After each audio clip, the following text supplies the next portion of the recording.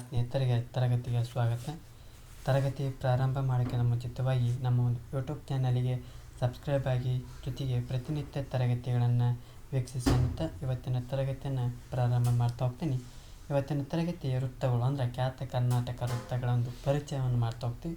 ಜೊತೆಗೆ ಈ ಒಂದು ಖ್ಯಾತ ಕರ್ನಾಟಕ ವೃತ್ತದ ಉತ್ಪಲಮಾಲ ವೃತ್ತ ಮತ್ತು ಶಾಸ್ತ್ರೋಲ ವಿಕ್ರಟಿತ ವೃತ್ತದ ಒಂದು ಲಕ್ಷಣಗಳನ್ನು ಈ ಒಂದು ತರಗತಿಯೊಳಗೆ ತಿಳಿಸ್ತಾ ಹೋಗ್ತೀನಿ. ಹಾಗಾದರೆ ಚರ್ಚೆಯನ್ನು ಮಾಡ್ತಾ ಹೋಗೋಣ. ಈ ಒಂದು ವೃತ್ತಗಳು ಅಂದರೆ ಏನಪ್ಪ ಅಂದ್ರೆ ಈ ಅಕ್ಷರಗಣಗಳ ಶಾಸ್ತ್ರಕ್ಕನುಗುಣವಾಗಿ ರಚಿಸಲ್ಪಟ್ಟಂಥ ಪದ್ಯಗಳು ಏನಂತ ಕರಿತಪ್ಪ ವೃತ್ತಗಳು. ಅಂದರೆ ಅಕ್ಷರಗಣಗಳು ಅಂದರೆ ಅಕ್ಷರಗಳ ಆಧಾರದ ಮೇಲೆ ಗಣ ವಿಭಜನೆ ಮಾಡುವಂಥದ್ದನ್ನು ಅಕ್ಷರಗಣ ಅಂತ ಕರಿತಾವೆ. ಈ ಅಕ್ಷರಗಣಗಳ ಒಂದು ಶಾಸ್ತ್ರಕ್ಕೆ ಅನುಗುಣವಾಗಿ ಈ ಒಂದು ರಚಿಸಲ್ಪಟ್ಟ ಪದ್ಯಗಳನ್ನು ಏನಂತ ಕರಿತಪ್ಪ ಅಂದ್ರೆ ವೃತ್ತಗಳು ಅಂತಂದು ಕರಿತಾವೆ. ಈ ಸಂಸ್ಕೃತ ಕಾವ್ಯಗಳಲ್ಲಿ ಹಲವಾರು ವೃತ್ತಗಳು ಬಳಕೆ ಆಗಿದ್ದರೂ ಕೂಡ ಕನ್ನಡದ ಒಂದು ಪ್ರಾಚೀನ ಕವಿಗಳು ಬಹಳವಾಗಿ ಏನು ಮಾಡ್ತಾ ಹೋಗ್ತಾರಪ್ಪ ಅಂದರೆ ಬಳಸಿರ್ತಾ ಹೋಗ್ತಾರೆ, ಅಂದರೆ ಬಳಕೆ ಮಾಡ್ತಾ ಹೋಗ್ತಾರೆ. ಹಾಗಾಗಿ ಈ ಒಂದು ಖ್ಯಾತ ಕರ್ನಾಟಕ ವೃತ್ತಗಳನ್ನು ಒಟ್ಟಾರೆಯಾಗಿ 6 ವೃತ್ತಗಳನ್ನು ಖ್ಯಾತ ಕರ್ನಾಟಕಂ ಎಂದು ಕರಿತಾ ಹೋಗ್ತಾರೆ. ಒಟ್ಟಾರೆಯಾಗಿ ಎಷ್ಟು ವೃತ್ತಗಳಿದವಪ್ಪ ಅಂದರೆ 6 ಖ್ಯಾತ ಕರ್ನಾಟಕ ವೃತ್ತಗಳನ್ನು ನೋಡ್ತಾ ಹೋಗ್ತೀವಿ. ಹಾಗಾದರೆ ಯಾವ್ಯಾವ 6 ಈ ಒಂದು ವೃತ್ತಗಳಪ್ಪ ಅಂದ್ರೆ ಏನದು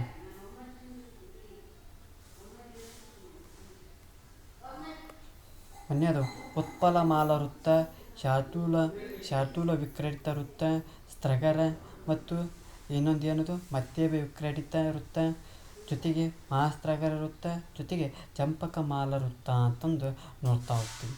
ಅಂದರೆ 6 ಏನದು ವೃತ್ತಗಳನ್ನು ನೋಡ್ತಾವೆ. ಯಾವುದು ಉತ್ಪಲಮಾಲ ವೃತ್ತ, ಶಾರ್ದೂಲ ವೃತ್ತ, ಜೊತೆಗೆ ಸ್ತ್ರಗರ, ಜೊತೆಗೆ ಮತ್ತೇಬ ವಿಕ್ರಟಿತ ವೃತ್ತ, ಮಹಾಸ್ತ್ರಗರ, ಜೊತೆಗೆ ಚಂಪಕಮಾಲ ವೃತ್ತ ಅಂತ ಹೇಳ್ತಾ ಹೋಗ್ತಾರೆ. ಹಾಗಾದರೆ ಇವುಗಳನ್ನು ಯಾವ ರೀತಿ ನೆನಪು ಇಟ್ಕೊಳ್ರಿ ಸರ್? ಹಿಂದಿನ ತರಗತಿಯಲ್ಲಿ ಈ ಒಂದು ಕಣಗಳನ್ನು ನೆನಪು ಇಟ್ಟೋಣಕ್ಕೆ ಐಡಿಯಾ ಕೊಟ್ಟಿತ್ತು. ಯಾವ ರೀತಿ ಮನಸ್ಸಿಗೆ ಭಯ ಬಂದು ಜರ ಬಂದು ಸತ್ತ ಅಂತ ಹೇಳ್ಕೊಟ್ರಿ. ಅಂದರೆ ಗುರುಲಗು ಮೂರಿರೆ ಮನಗಣ, ಗುರುಲಗು ಮೊದಲಲ್ಲಿ ಭಯಗಣ, ಗುರುಲಗು ನಡುವಿರೆ ಜರಗಣ, ಗುರುಲಗು ಕೊನೆಯಲ್ಲಿ ಸತಗಣ ಅಂತ ನೆನ್ಪಿಟ್ಟು.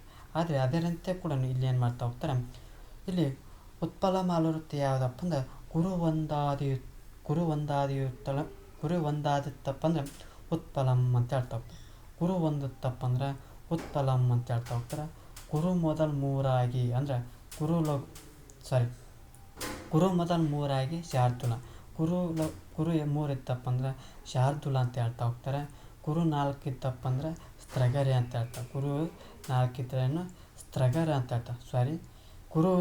ಗುರು 1 ಇತ್ತಂದ್ರೆ ಏನದು ಉತ್ಪಲಮಾಲ ವೃತ್ತ, ಗುರು 3 ಇತ್ತಂದ್ರೆ ಶಾರ್ದೂಲ ವೃತ್ತ, ಗುರು 4 ಇತ್ತಪ್ಪ ಅಂದ್ರೆ ಸ್ತ್ರಗರ ವೃತ್ತ. ಲಘುದ್ವಂದ್ವ ಗುರುದ್ವಂದ್ವ ಅಂದ್ರೆ ಲಘುದ್ವಂದ್ವ ಗುರುದ್ವಂದ್ವ ಇದ್ವ ಅಂದ್ರೆ ಏನಪ್ಪ ಅಂದ್ರೆ ಮತ್ತೇಬ ವಿಕ್ರಟಿತ ವೃತ್ತ. ಲಘುದ್ವಯ ತ್ರಿಗುರು 2 ಲಘು 3 ಗುರು ಇತ್ತಪ್ಪ ಅಂದ್ರೆ ಮಹಾಸ್ತ್ರಗರ. ಹರಿಣಾಕ್ಷಿ 4 ಲಘು 4 ಚಂಪಕಂ ಅಂದರೆ 4 ಚಂಪಕಂ, 4 ಲಘುಗಳಿತ್ತಪ್ಪ ಅಂದರೆ ಚಂಪಕಮಾಲ ವೃತ್ತ ಅಂತ ಹೇಳ್ತಾ ಹೋಗ್ತಾರೆ. ಇನ್ನೊಮ್ಮೆ ಹೇಳ್ಕೊಡ್ತಾ ಹೋಗ್ತೀನಿ.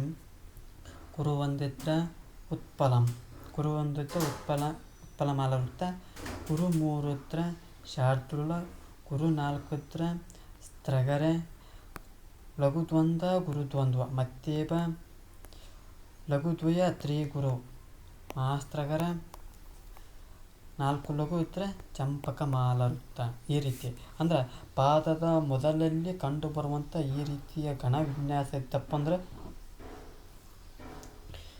ಪ್ರತಿ ಪಾದದ ಈ ಒಂದು ಪ್ರಾರಂಭದಲ್ಲಿ ಈ ರೀತಿಯ ಗಣ ವಿನ್ಯಾಸ ಇತ್ತಪ್ಪ ಅಂದ್ರೆ ಇವುಗಳ ನೇರವಾಗಿ ಏನು ಮಾಡ್ಬೋದು, ವೃತ್ತಗಳನ್ನು ಗುರುತಿಸ್ಬೋದು. ಗುರು 1 ಆಯಿತು ಉತ್ಪಲಂ, ಗುರು 3 ಇದ್ರೆ ಶಾರ್ದೂಲಂ, ಗುರು 4 ಇದ್ರೆ ಸ್ತ್ರಗರಂ, ಲಘುದ್ವಂದ್ವ ಗುರುದ್ವಂದ್ವ ಇತ್ತ ಮತ್ತೇಬ ವಿಕ್ರಟಿತಂ, ಲಘುದ್ವಯ ತ್ರಿಗುರು ಇತ್ತಪ್ಪ ಅಂದ್ರೆ ಮಹಾಸ್ತ್ರಗರ. ಹರಿಣಾಕ್ಷಿ 4 ಚಂಪಕಂ ಅಂತ ಹೇಳ್ತಾ ಹೋಗ್ತಾರೆ. ಲಘು 4 ಚಂಪಕಂ ಅಂತ ಹೇಳ್ತಾ ಹೋಗ್ತಾರೆ. ಅಂದ್ರೆ 1 ಗುರು ಇತ್ತಪ್ಪ ಅಂದ್ರೆ ಉತ್ಪಲಂ, 3 ಗುರು ಇದ್ರೆ ಶಾರ್ದೂಲಂ, ಏನದು ಗುರು 4 ಇದ್ರೆ ಸ್ತ್ರಗರೆ, ಲಘುದ್ವಂದ್ವ ಗುರುದ್ವಂದ್ವ ಇತ್ತ ಮತ್ತೇಬ ವಿಕ್ರಟಿತ, ಲಘುದ್ವಯ ತ್ರಿಗುರು ಇತ್ತಂದ್ರೆ ಏನದು ಮಹಾಸ್ತ್ರಗರ. ಲಘು 4 ಚಂಪಕಂ ಅನ್ನೋದನ್ನು ಇದೇನಪ್ಪ ಅಂದ್ರೆ ವೃತ್ತಗಳ ಒಂದು ವಿಧಗಳಂತ ನೋಡ್ತಾ ಹೋಗ್ತೀವಿ, ಜೊತೆಗೆ ಗುರುತಿಸುವಂಥ ವಿಧ. ಹಾಗಾದರೆ ಈ ವೃತ್ತದ ಲಕ್ಷಣಗಳ ಬಗ್ಗೆ ನೋಡ್ತಾ ಹೋಗ್ತೀವಿ. ಈ ವೃತ್ತದಲ್ಲಿ ಒಟ್ಟಾರೆಯಾಗಿ ಎಷ್ಟು ಪಾದಗಳಿರ್ತಾವಪ್ಪ ಅಂದರೆ 4 ಪಾದಗಳನ್ನು ನೋಡ್ತಾ ಹೋಗ್ತೀವಿ. ಅಕ್ಷರಗಳ ಸಂಖ್ಯೆ ಮತ್ತು ಕನ್ನಗಳ ವಿಧಗಳಲ್ಲಿ ಕೂಡ ಏನಾಗ್ತೈತಿ, ಪ್ರತಿ ಪಾದವು ಸಮನಾಗಿರ್ತೈತಿ. ಅಂದರೆ ಈ ಒಂದು 4 ಸಾಲುಗಳು ಅಥವಾ 4 ಪಾದಗಳು ಇರ್ತಾವೆ ವೃತ್ತದೊಳಗೆ.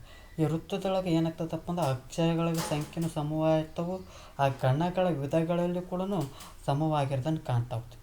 ಜೊತೆಗೆ ಯಾವಾಗಲೂ ಆದಿಪ್ರಾಸದಿಂದ ಕೂಡ್ತಾ ಹೋಗ್ತೈತಿ, ಯಾವಾಗಲೂ ಆದಿಪ್ರಾಸದಿಂದ ಕೂಡಿರ್ತೈತಿ. ಪ್ರತಿಯೊಂದು ವೃತ್ತಕ್ಕೂ ಗಣ ಆಧಾರಿತ ನಿಯಮ ಬೇರೆ ಬೇರೆ ಇರ್ತೈತಿ. ಅಂದರೆ ಪ್ರತಿಯೊಂದು ವೃತ್ತಕ್ಕೂ ಬೇರೆ ಬೇರೆ ಆದಂಥ ಗಣ ಆಧಾರಿತ ನಿಯಮಗಳು ಇರ್ತಾ ಹೋಗ್ತಾವೆ. ಅವುಗಳನ್ನು ಆಯಾ ವೃತ್ತಗಳ ಲಕ್ಷಣವನ್ನು ತಿಳಿಯುವಾಗ ಗೊತ್ತಾಗ್ತಾ ಹೋಗ್ತೈತಿ. ಹಾಗಾದ್ರೆ ಇಲ್ಲೊಂದೆರಡು ವೃತ್ತಗಳ ಬಗ್ಗೆ ಚರ್ಚೆಯನ್ನು ಮಾಡ್ತಾ ಹೋಗೋಣ. ಯಾವ ರೀತಿ? ಉತ್ಪಲಮಾಲಾವೃತ್ತಂ. ಸರಿ, ಈಗ ಅದನ್ನ ಬಗ್ಗೆ ಹೇಳೋಕ್ಕಿಂತ ಮುಂಚೆಗೆ ನಾ ಹೇಳಿದೆ ಏನದು, ಗುರು ಒಂದಿದ್ರೆ ಉತ್ಪಲಂ ಅಂತೆ. ಪ್ರಾರಂಭದಲ್ಲಿ ಗುರು ಒಂದಿದ್ರೆ ಉತ್ಪಲಂ ಅಂತ ಹೇಳುತ್ತೆ, ಗುರು 3 ಇದ್ದರೆ ಶಾರ್ದೂಲಂ ಅಂತ ಹೇಳುತ್ತೆ, ಗುರು 4 ಇದ್ದರೆ ಸ್ತ್ರಗರ ಅಂತ ಹೇಳುತ್ತೆ, ಲಘುದ್ವಂದ್ವ ಗುರುದ್ವಂದ್ವ ಮತ್ತೇಬೆ ವಿಕ್ರಡಿತ, ಲಘುದ್ವಯ ತ್ರಿಗುರು ಇದ್ರೆ ಮಹಾಸ್ತ್ರಗರ, 4 ಲಘು ಇದ್ರೆ ಚಂಪಕ ಮಾಲವೃತ್ತ ಅಂತಂದು ಹೇಳ್ತಾ ಹೋಗ್ತೀನಿ. ಇನ್ನೊಮ್ಮೆ ಹೇಳ್ತಾ ಹೋಗ್ತಾನೆ, 1 ಗುರು ಇದ್ರೆ ಉತ್ಪಲ ಮಾಲವೃತ್ತ, 3 ಗುರು ಇದ್ರೆ ಶಾರ್ದೂಲ ವೃತ್ತ, 4 ಗುರು ಇತ್ತಪ್ಪ ಅಂದರೆ ಏನು ಸ್ತ್ರಗರ ಅಂತ ಹೇಳ್ತಾ ಹೋಗ್ತೀವಿ. ಲಘುದ್ವಂದ್ರೆ ಗುರುದ್ವಂದ್ವ ಇತ್ತಪ್ಪ ಅಂದ್ರೆ ಮತ್ತೇಬೆ ವಿಕ್ರಡಿತ ಋತ್ವ, ಲಘುದ್ವಯ ತ್ರಿಗುರು ಇದ್ರೆ ಮಹಾಸ್ತ್ರಾಗರ ಅಂತ ಹೇಳ್ತಾ ಹೋಗ್ತೀವಿ. ಮತ್ತೇನು 4 ಲಘು ಇತ್ತಪ್ಪ ಅಂದ್ರೆ ಏನಾಗ್ತೈತಿ ಚಂಪಕ ಮಾಲವೃತ್ತ ಆಗ್ತೈತಿ. ಇಷ್ಟ. 1 ಗುರು ಇತ್ರ ಉತ್ಪಲಂ, 3 ಗುರು ಇತ್ರ ಶಾರ್ದೂಲಂ, 4 ಗುರು ಇತ್ರ ಸ್ತ್ರಗರ, ಲಘುದ್ವಂದ್ವ ಗುರುದ್ವಂದ್ವ ಮತ್ತೇಬೆ ವಿಕ್ರಡಿತ, ಲಘುದ್ವಯ ತ್ರಿಗುರ ಮಹಾಸ್ತ್ರಾಗರ, ಲಘು 4 ಚಂಪಕಂ ಅಂತಂದು ಇದು ಒಂದು ವೃತ್ತಗಳ ಒಂದು ಗುರುತಿಸುವಂಥ ಏನದು ಸೂತ್ರ ಅಥವಾ ಏನದು ಕ್ರಮ.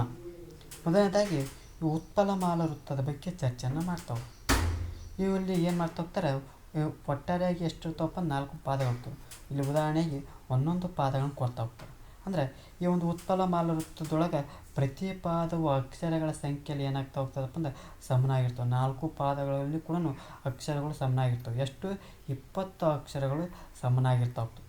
ಕ್ರಮವಾಗಿ ಏನಾಗ್ತದಪ್ಪ ಅಂದರೆ ಪ್ರತಿ ಪಾದದಲ್ಲಿ ಪ ರ ನ ಬ ಬ ರ ಗಣಗಳು ಮತ್ತು ಕೊನೆಯಲ್ಲಿ 1 ಲಘು 1 ಗುರು ಇರ್ತೈತಿ. ಅಂದ್ರೆ ಪ ರ ನ ಬ ಬ ರ ಜೊತೆಗೆ ಕೊನೆಯಲ್ಲಿ ಲಘು ಲಘು ಮತ್ತು ಗುರು ಇರೋದನ್ನು ಕಾಣ್ತಾ ಹೋಗ್ತೀವಿ. ಇದನ್ನು ಏನಂತ ಕರಿತಾವಪ್ಪ ಅಂದ್ರೆ ಉತ್ಪಲಮಾಲ ವೃತ್ತ ಅಂತಂದು ಕರಿತಾ ಹೋಗ್ತೀವಿ. ಜೊತೆಗೆ ನೀವು ಹೇಳಿದ್ದು ಅರ್ಥ ಇಲ್ಲಿ ಇಂದು ಸೂತ್ರ ಐತಿ, ಇದು ಖಂಡಿತ ಸೂತ್ರ ತಂಗು. ಉತ್ಪಲಮಾಲಿ ಎಪ್ಪುದು ಬರಂ ನಭಂ ರಲಗಂ ನೆಗಲ್ದರ್ ಅಂತ ಹೇಳ್ತಾ ಹೋಗ್ತಾರೆ. ಇದನ್ನ ಈ ರೀತಿ ನೆನಪಿಟ್ಕೊಳ್ರಿ, ಏನಾಗಲ್ಲ. ಇದೇನಪ್ಪ ಅಂದರೆ ಪ್ರತಿ ಪಾದದಲ್ಲಿ 20 ಪದಗಳು ಇರ್ತಾ ಹೋಗ್ತಾವೆ. 20 ಪದಗಳ ಅಕ್ಷರಗಳ ಸಂಖ್ಯೆ ಇರ್ತಾ ಹೋಗ್ತೈತಿ. ಜೊತೆಗೆ ಈ ರೀತಿಯ ಒಂದು ಗಣ ವಿಭಜನೆಯನ್ನು ನೋಡ್ತಾ ಹೋಗ್ತೀವಿ. ಪರ ನ ಪರ ಲಘು ಅಂತಂದು ಈ ರೀತಿಯ ಒಂದು ಗಣ ವಿಭಜನೆಯನ್ನು ಉತ್ಪಲಮಾಲ ವೃತ್ತದೊಳಗೆ ನೋಡ್ತಾ ಹೋಗ್ತೀವಿ. ನಂತರದಲ್ಲಿ ಶಾರ್ದೂಲ ವಿಕ್ರಡಿತ ವೃತ್ತದ ಬಗ್ಗೆ ನೋಡ್ತಾ ಹೋಗ್ತೀವಿ. ಅಂದರೆ 3 ಗುರು, ಪ್ರಾರಂಭದಲ್ಲಿ 3 ಗುರು ಇರಬೇಕು. ಅಂದರೆ ಇದು ಕೂಡ 4 ಸಾಲುಗಳು ಇರ್ತಾ ಹೋಗ್ತದ್ದು. ಪ್ರತಿ ಸಾಲಿನೊಳಗೆ ಅಕ್ಷರಗಳ ಸಂಖ್ಯೆಯಲ್ಲಿ ಸಮನಾಗಿರ್ತಾ ಹೋಗ್ತೈತಿ. ಇಲ್ಲಿ ಗಣಗಳು ಯಾವ ರೀತಿ ಬರ್ತಾವಪ್ಪ ಅಂದ್ರೆ ಮ ಸ ಜ ಸ ತ ತ ಗು ಲಾಸ್ಟಿಗೆ ಏನು ಕಾಣ್ತಾವಪ್ಪ ಅಂದ್ರೆ ಗುರುವನ್ನು ನೋಡ್ತಾ ಹೋಗ್ತೀವಿ. ಒಟ್ಟು ಈ ಒಂದು ಪ್ರತಿ ಪಾದದಲ್ಲಿ 19 ಅಕ್ಷರಗಳನ್ನು ನೋಡ್ತಾ ಹೋಗ್ತೀವಿ. ಎಲ್ಲಿ ಶಾರ್ದೂಲ ವಿಕ್ರಡಿತ ವೃತ್ತದೊಳಗೆ 19 ಅಕ್ಷರಗಳನ್ನು ಕಾಣ್ತಾ ಹೋಗ್ತೀವಿ. ಇದು ಏನಪ್ಪ ಅಂದ್ರೆ ಶಾರ್ದೂಲ ವಿಕ್ರಡಿತ ವೃತ್ತದ ಬಗ್ಗೆ ಮಾಹಿತಿ ಆಗ್ತದೆ. ಇನ್ನೊಮ್ಮೆ ಹೇಳ್ಕೊಡ್ತೀನಿ, 6 ವೃತ್ತಗಳನ್ನು ಯಾವ ರೀತಿ ಗುರುತಿಸ್ಬೇಕಪ್ಪ ಅಂತಂದ್ರೆ, ಮೊದಲನೇದಾಗಿ ಗುರು 1 ಇದ್ರೆ ಉತ್ಪಲಂ, ಗುರು 3 ಇದ್ರೆ ಶಾರ್ದೂಲಂ, ಗುರು 4 ಇದ್ರೆ ಸ್ತ್ರಗರಿ, ಲಘುದ್ವಂದ್ವ ಗುರುದ್ವಂದ್ವ ಇದ್ರೆ ಮತ್ತೇಬೆ ವಿಕ್ರಡಿತ ಋತು, ಲಘುದ್ವಯ ತ್ರಿಗುರು ಇದ್ರಪ್ಪ ಅಂದ್ರೆ ಏನದು ಮಹಾಸ್ತ್ರಗರ, ಜೊತೆಗೆ 4 ಲಘು ಇತ್ತಪ್ಪ ಅಂದ್ರೆ ಚಂಪಕ ಮಾಲ ವೃತ್ತ ಅಂತಂದು ಹೇಳ್ತಾ ಹೋಗ್ತೀವಿ. ಇದು ಇಷ್ಟೇನಪ್ಪ ಅಂದ್ರೆ ಒಟ್ಟಾರೆಯಾಗಿ 10ನೇ ತರಗತಿಯ ಭಾಗ 1ರ ಸಂಪೂರ್ಣ ಕನ್ನಡ ವ್ಯಾಕರಣವನ್ನು ಎಲ್ಲಿಗೆ ಮುಗಿಸ್ತಾ ಹೋಗ್ತೀನಿ. ನಂತರದಲ್ಲಿ 10ನೇ ತರಗತಿಯ ಭಾಗ 2ರ ಒಂದು ಕನ್ನಡ ವ್ಯಾಕರಣವನ್ನು ಮುಗಿಸುವಂಥ ಪ್ರಯತ್ನವನ್ನು ಮಾಡ್ತಾ ಹೋಗ್ತೀನಿ. ಅಲ್ಲಿವರೆಗೂ ಈ ಒಂದು ನಮ್ಮ ಒಂದು ತರಗತಿ ಎಷ್ಟಾಗಿತ್ತಪ್ಪ ಅಂದರೆ ನಮ್ಮ ಒಂದು ಚಾನಲಿಗೆ ಸಬ್ಸ್ಕ್ರೈಬ್ ಆಗಿ, ಜೊತೆಗೆ ಒಂದು ತರಗತಿ ಇಷ್ಟ ಲೈಕ್ ಮಾಡಿ, ಇಲ್ಲದಿದ್ದರೆ ಡಿಸ್ಲೈಕ್ ಮಾಡಿ. ಏನಾದರೂ ದೋಷಗಳು ಮತ್ತು ನಿಮ್ಮ ಒಂದು ಅಭಿಪ್ರಾಯಗಳನ್ನು ಕಮೆಂಟ್ ಬಾಕ್ಸ್ನ ಮೂಲಕ ತಿಳಿಸಿ ಅನ್ನುತ್ತಾ ಇವತ್ತಿನ ತರಗತಿಯನ್ನು ಮುಗಿಸ್ತಾ ಇದ್ದೀನಿ. ಎಲ್ಲರಿಗೂ ಧನ್ಯವಾದಗಳು.